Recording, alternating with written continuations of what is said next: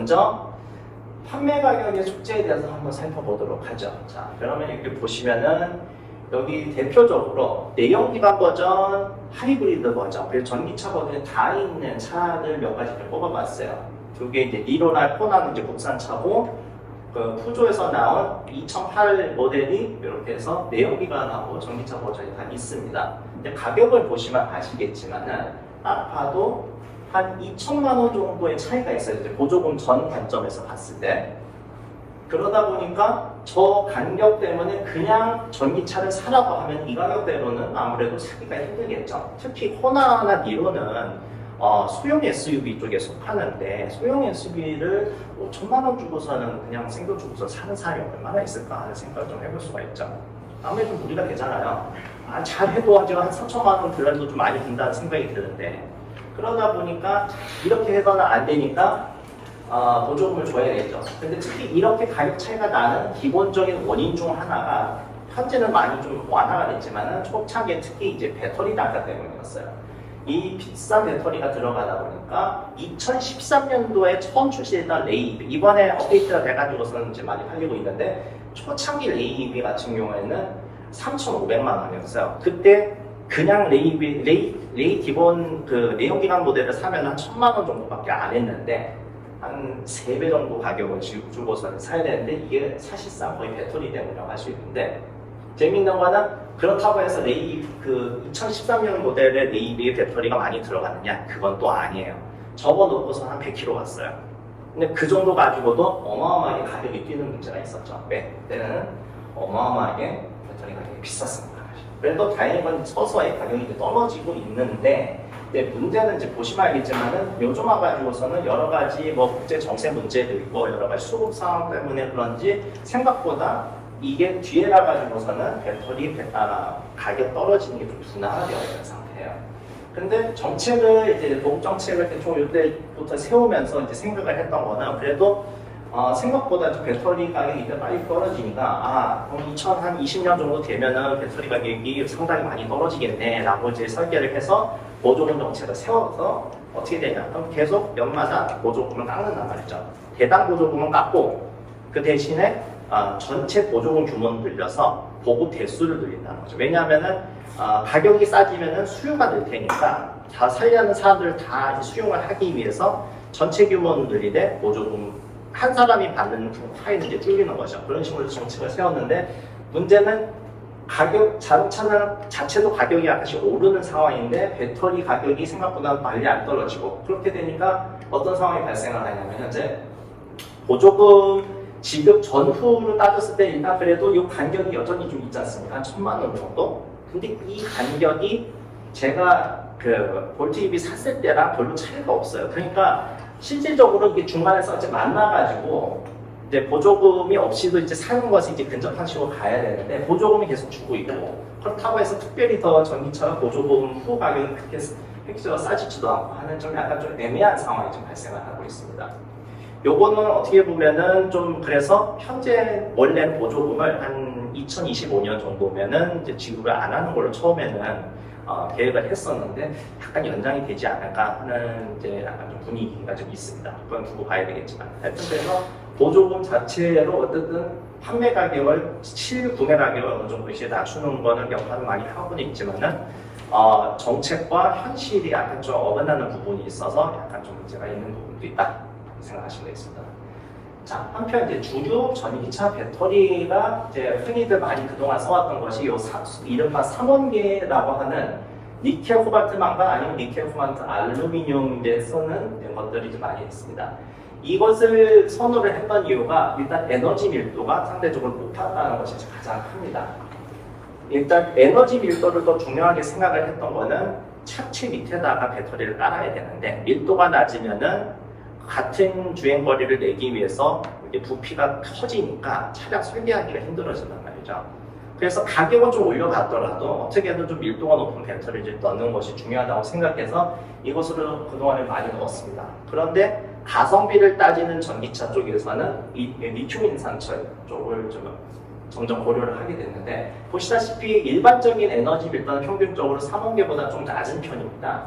그럼에도 불구하고 가격이 좀 더 저렴하고, 그리고 이게 초창기에는 3원계 쪽을 해야지 그나마 밀도가 이제 쓸만한데 둘 다 밀도가 올라가지 않습니다. 그러면은 요즘에 나오는 리튬 인산철 배터리 팩을 넣으면은 한 몇 년 전에 3원계 썼던 차량에 넣어도 될 수 있을 만한 정도의 밀도가 나오거든요. 둘 다 가만히 있지는 않으니까. 그러다 보니까 가성비 전기차를 만드는 데 있어서 이미 5, 6년 전에도 400km 주행을 할 수 있는 차량이 존재를 했으니까 그 정도 스펙으로 해가지고서는 요거를 넣어가지고 하면은 크게 뭐 부피 차이가 없으면서 가격은 획기적으로 낮춰가지고서 판매를 할 수 있겠다 하는 생각을 하게 되게 되는 말이죠. 그러다 보니까 요즘 들어서는 리튬 인산철을 채택을 한 전기차들이 갑자기 막 등장을 하기 시작했어요. 국내 시장에서.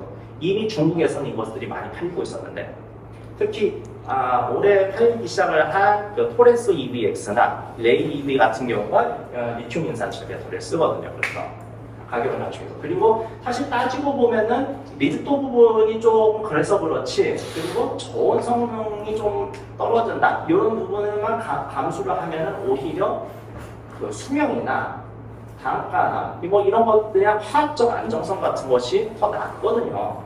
이른바 그 전기차 그 화재 같은 것에 보면 열폭주 같은 것들 때문에 얘기가 많은데 그게 3원계 배터리의 이 화학적 안정성이 좀 낮아서 발생을 하는 문제란 말이죠. 그런데 리튬 인산철을 쓰면은 이제 그런 일이 상대적으로 덜 발생을 하니까 사람들이 이것을 타고 다니는 좀 더 안심하고 할 수도 있고, 또 충만선 사이클이 훨씬 더 넓게 가져갈 수가 있다 보니까 사람들이 맨날 그 이제 20%에서 80% 충전을 해야지 수명이 안 좋지 않나 이런 얘기들이 있는데 얘는 거의 그런 거 신경 안 써도 되거든요. 물론 3원계 쪽도 그 설계를 잘 해서 사실 실질적으로 요즘 나온 거는 사실 문제가 안 되지만 어쨌든 간에 같은 조건에서 놓고 보면은 더 오래 쓸 수 있다는 건 사실이고, 그래서 국내 업체들이 주로 이런 것을 많이 공략을 했고 그 중국 업체들은 인산철 쪽을 많이 공략을 했는데 국내 업체들도 이제 리튬 인산철 쪽도 좀 손을 대려고 좀 많이 하고 있는 상황이죠.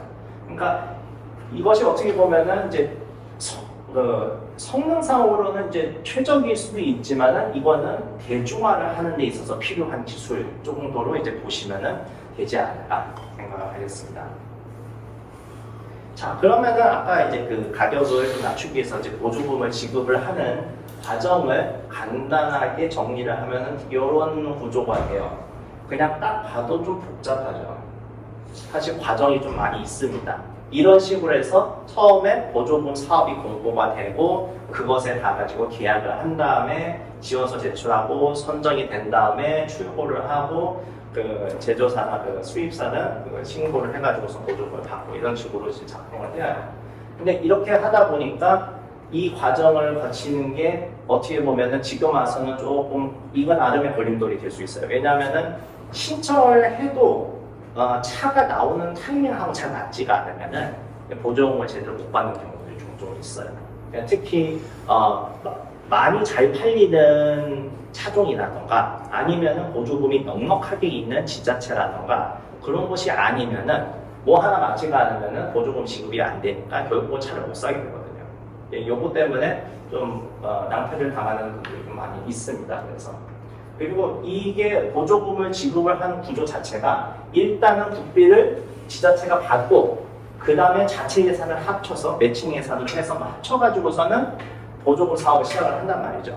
그러다 보니까 지자체에서 자체적으로 편성한 예산이 다 떨어지면은 그 지자체에 속해 있는 사람들은 보조금을 못 받아요.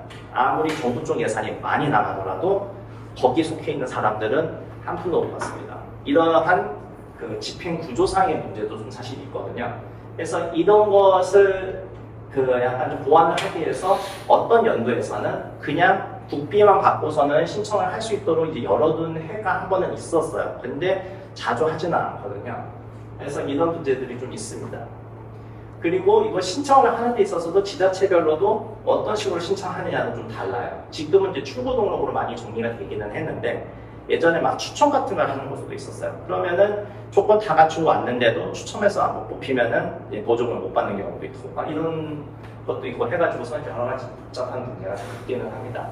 자, 그래서 이제 보조금 정책은 근데 근본적으로 이제 구조가 이렇다 보니까 약간 좀 복불복 성격이 있어서 요거는 좀 장기적으로는 결국 이제 없어질 거니까 뭐 그렇다 치더라도 현재 지금 전기차를 사는 사람들한테는 상당히 좀 약간 좀 공부를 해야지 이제 할 수 있는 부분이라서 이 부분은 조금 아쉽다는 것을 개인적으로 좀 느끼고 있습니다.